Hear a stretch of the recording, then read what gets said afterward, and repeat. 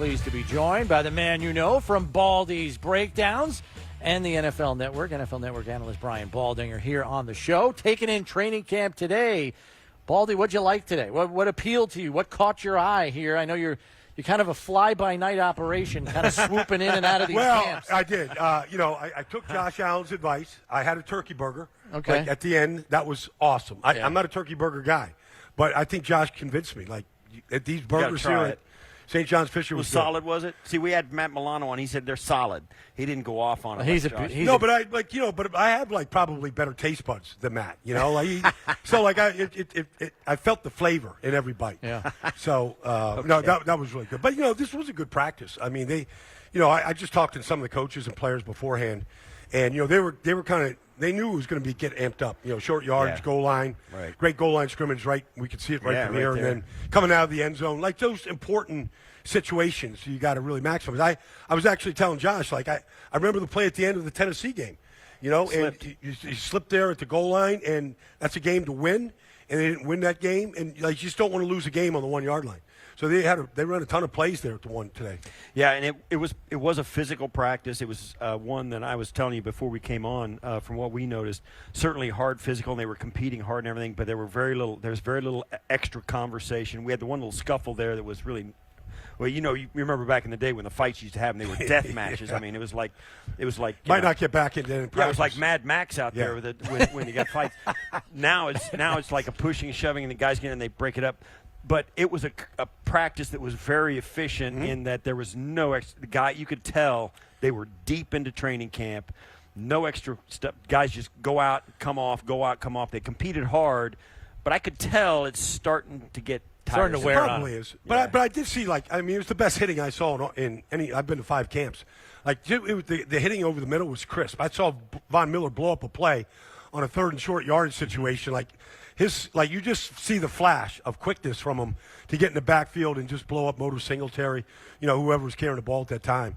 So I saw there was a physical component to it, right? Which you have to, you just got to do it. You have to get conditioned to it, and you just can't wait till week 1. It's interesting that you say, because you've been to 5 camps and you like the physicality of this camp. You're not the first person that has kind of come in from a national level and said that.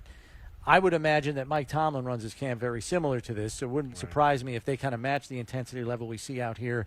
There are a certain number of coaches, even at this day and age, with player safety and everything else, that still mandate, hey, by the time we're coming out of camp, we're going to know who we are, we're going to have an identity, and it's going to be rooted in knowing and callousing ourselves up for physical play. Yeah. No, I mean, Andy Reid's always subscribed to that. His first week of camp is about as tough as any place you go to. Some guys still believe in that old school mentality as much as you can. You're limited by how many days in pads, and 2 days, all that stuff. But, to really maximize it, John Harbaugh has always believed that in Baltimore. And I think their teams reflect that. Now, it's a long season. How you start the season doesn't necessarily indicate how you're going to finish the season, all those kind of things. But, everybody wants to get off to a good start. But more importantly, I believe that if you condition the body here in a good way that you mentioned, Steve, where there's not fights and chippiness and all that, I think you cut down on a number of different type of injuries. It's interesting because you and I I started going to NFL camps in 1985. Yeah. And it was very different then. It was different. 110 guys in camp, that kind of thing. Actually, ours was, I think my rookie season was the first year where they limited how many guys you could have in camp. Mm-hmm. It used to be limitless. But I was telling him today, think about this. We watched that, and we talked about how physical this practice was and how long it was, and it was grueling. Imagine that it was practice number 1, and in an hour they're going to be back out there to do it again. Yeah, I'd be in my nap right now. Yeah, Steve. it's almost mind-boggling. It's almost mind-boggling what it used to be like, and you wonder why. It's changed. Yeah, but it's changed, and I think you have to adjust the game. I mean, nobody, CTE and some of the issues that players have had, it's real. Right. But also, Steve, I'm just thinking about your defensive line with Bruce Smith and the guys, Jeff Pike and whatever. Mark Pike, Mark Pike. You just didn't see the size of the people you see now. You go to some of these camps and there's there's 350-pound defensive tackles in this league now. You can't spend 3 hours twice a day running into people that size. You just it's just not a good idea. And so, like, the size and the speed of the game has improved. You know, when people meet Tremaine Edmonds and they see him for the first time, like, there was no middle linebacker that looked like Tremaine Edmonds when I played. That's right. You know, I mean, Brian Urlacher was the first really big, long guy like that coming into the league when he came in. But, like, when I played, you know, linebackers weren't 6'5", 255 pounds and run like that. Right. Yeah. Right. That, and you're right. And the evolution of the game, I mean, it's what allowed me to play. Some of the guys that coached me in the 80s were former corners. You know, Kenny Houston was on that staff. And Kenny Houston was 6'4", weighed 225, and he played cornerback. Yeah. Right? Yeah. Because you had to be that big to absorb the physicality. Now when they took all the physicality at the line of scrimmage and the receivers are running free down there and stuff, then you could have smaller and smaller and faster guys, and it became a thing to get in space. But the big guys down inside have gotten bigger. No, but even like the evolution, I was talking to Aaron Cromer before the game. Like, you go up, like I was just in with the New York Giants, and, you know, you see Dexter Lawrence and you see some of these guys inside for the Giants, like, you literally, I don't care what the play call is, what the pass play is. Like, you have to run block a guy like that every play. Right. Like, if you sit back and you set and you wait for Dexter Lawrence, like, you're going to end up in the quarterback's lap. You can't get them momentum. You can't let these guys get started. So Fletcher Cox, you know, I mean, like this kid Jordan Davis down in Philadelphia, like, you can't set on a 350-pound defensive tackle that can run like that. He'll run you right over. Yeah. So, like, the techniques, even up front, just continue to evolve. Speaking of defensive linemen, you identified one on this Bills roster as one of your players in the trenches, poised for a breakout year. It's Greg Rousseau, who's a tall freakazoid in his own right. You know, at 6'7" plus, I think his wingspan's like 7.5 feet or something. What appeals to you most that you feel he's suited for a breakout season here in year two? Yeah, you know, first of all, he only played 1 year at Miami. You know, he's a one-year guy, so he didn't play a lot of football. And then he got on the field a little over half the plays last year. But he flashed. But it's usually a second year before anybody really understands and learns the game. You know, and so then I was talking to Von Miller, you know, after practice about him. And he said, you know, Baldy, it's not so much like technique that I'm working with him in, which I would have figured he would be working with him on. Whether it's, you know, learning counter moves to what's your fastball, what's your counter to the fastball. That's what I thought he was going to say. He goes, Baldy, what's more important is really the mental part of the game. Like Steve played with Bruce Smith, who was the best at understanding when the game was in the bounds and taking over the game. Like, it's about moments, whether it's third down, whether it's red zone, whether it's the end of the game. Right. Make the play to finish the game, to get off the field with the win. And that's what Von did at the end of the Super Bowl. That's what Aaron Donald did. And it's like understanding that mentality that, yes, it's important to go hard every play. It's important to try to win your one-on-ones. But it's also important to understand it's 3rd and 2, and they have to score a touchdown. Like, understanding the moment in a game. And so I think the mental aspect for Greg, I think, is there. And one of the reasons why I put him on the list, because I know the talent's there. Yeah. And now it's a question of, you have every day you're around Von Miller. Like, he should literally follow him everywhere he goes and just pick his brain, because not everybody gets that luxury. Yeah, he's been good about that, too. He's great and your hunch was right, because he is also teaching him technique. I watched him for 10 minutes on the side over here. They got the side field where the defense often goes, and he's teaching him how to reduce the effect of a hand punch from a lineman by pulling your shoulder off and, you know, twisting your body to reduce the impact of a punch and stuff like, because he's, you know, he gets his chest up. There's a lot to hit there for Greg Rousseau. If he can get himself skinny or reduce a punch, he never knew that before. Well, it's the entire play on the edge in this league right now is the game of hands. And where does the fight start? And so, like, I talked to offensive line coaches across the league, and often I was at the offensive line masterminds down in Dallas a couple weeks ago, and, you know, we had Steve Hutchinson there, Willie Rofe and guys, and really, it used to be like, if you're an offensive lineman, you just punched. Well, now if you give Von Miller a punch like this on your set, like, that thing's going to get pinned, or he's going to rip that. And so now it's really like, you have a guide hand, you have a kill hand. Like, there's all these things going on in the chess match now between Greg Rousseau and the right tackle, wherever you may be. And so, you know, you have to understand, like, really understand watching the film what you're going to get this week, what they like to do, and then what's the best method to beat that. We've always had this conversation about offensive linemen around the National Football League. I talked years ago to one of the executives with the Bills, one of the higher up guys, and he said really the problem with the league is if you expand, you run out of players pretty quick.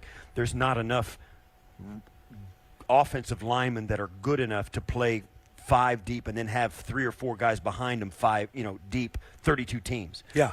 If we go 33 teams or 36 teams, there are not enough big guys out there in the world who play football who are good enough to play at this level. Yeah. So you're going to have these teams that are non-competitive because there aren't enough big guys. Do you still see that? Is that still a true thing? Everybody's looking for those guys, Steve. Right. They're hard to find. Because, even like in Rousseau's, place, like 1 year of college football used to be, like Von came out of Texas A&M. It was 3 years straight. Every single Saturday he played. Like, you get these guys now. They're 1 year guys. Now, Boogie Basham played 5 years in college. He played a lot more games. So a lot of these guys just haven't played a lot. A lot of guys have position changes and things like that. Right. But when you get a guy like Greg, to your point here, Steve, is you just don't see, you go around these camps, you don't see 6'5", 6'6" defensive ends with long arms, lean, fast twitch, and the movement that he has. You always study the movement when you study the player at any position. And his movement is very, very good. And now you're just looking for the suddenness. You're looking for a plan. You're looking for what's my plan to beat this guy? It can't just always just be effort. The effort's important, and you can make a lot of plays because of effort. But you want to win quickly. The way the ball comes out now, as quickly as it comes out, you want to see how you can win quickly.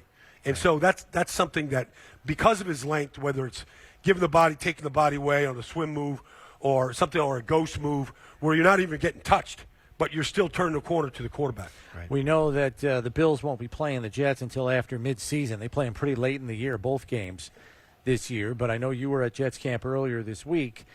You like Breece Hall, huh? I do like Breece Hall. I like the whole running back room. Okay. Yeah. Oh, yeah, Michael Carter from last year, yeah. Michael's a little banged up right now, but Tevin Coleman, they got a good room. But when you watch Breece, first of all, he's 220 pounds. Like, he's an NFL-sized running back. He's not a short guy that's squatty. Like, he's 6 foot, he's 220 pounds. So he's an NFL size. But he's got this smooth, I was talking to LaDainian Thompson about it the other day. He's got this smooth breakaway speed that a lot of people misjudge because he is so smooth. It doesn't look like he's going fast. It's like gliding. He glides.